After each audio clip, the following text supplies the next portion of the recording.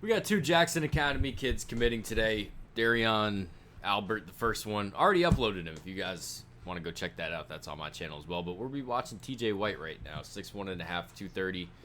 Like I said, teammates with Darion Albert at Jackson Academy.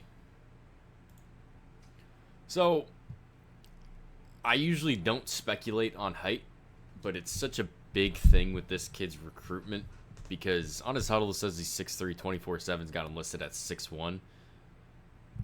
It's a massive 2 inches, about as big as 2 inches can get, because this kid is very much a tweener, right?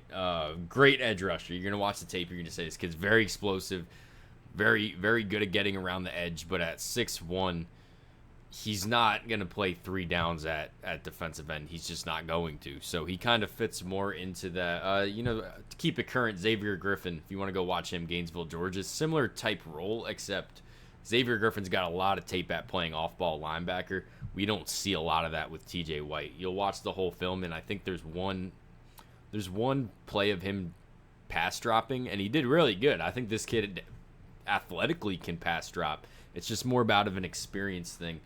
So we'll just keep watching the tape, and I'll highlight on what he does good for a little bit here, and then I don't necessarily think there's anything that he does bad. There's just more question marks about what this kid is at the next level, and to me, these kind of prospects are more exciting.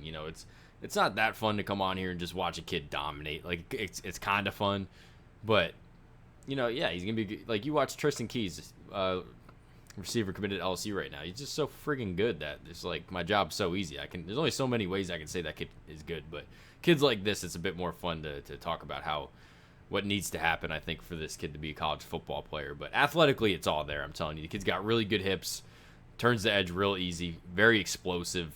You see that on the edge. You see the speed to power stuff show up a lot more than you really would expect for a kid that's 6'1". So I really think this kid's got a very good first step, and that's going to help his versatility a bit. And like I said, I like him, like his hips. Xavier Griffin, I like Xavier Griffin a lot. I think he's a bit stiff. I don't know what that kid's upside is in dropping in coverage. This kid, TJ White, I kind of trust him more to turn into a kid that I feel good about pass dropping. You'll just keep watching the tape here, and it'll just be pass rush after pass rush. Pretty much every snap's him just getting after the quarterback. I think he's very strong for 6'1", 230. At linebacker, we'd be talking about that being a good frame, a bit on the smaller end, but still pretty good. But he holds up very well strength-wise for an undersized defensive lineman, which is essentially what he is in high school. But, how does that all translate at the next level? That's really not going to be up to me, obviously. It's going to be up to the defensive coordinator, the position coaches, and what exactly they expect this kid to do. So the instant with these type of players come around pretty often, and like I said, Xavier Griffin's like the top end one that we'll be talking about in this class. The instant answer to that question is this kid's gonna be a guy that you play off ball on first down, on second down, on the running downs when you don't really trust him to set the edge, and then he's gonna transition into more of a pass rusher on obvious pass downs and line him up, because I think this kid does have the traits to be a very effective pass rusher at the next level. That's the instant reaction, but the reality is that this kid doesn't have a lot of snaps in high school. Apparently he's played off ball. He's had some experience dropping into coverage in camps and all that, but it's still very much a question that these coaches are not only going to have to answer, but maybe be part of the answer. So I think very early in his college football development, you're going to ask your linebacker coaches to just get this kid a lot of reps getting into his drops. Athletically, he can absolutely do it. Like I said, I really like this kid's hips a lot.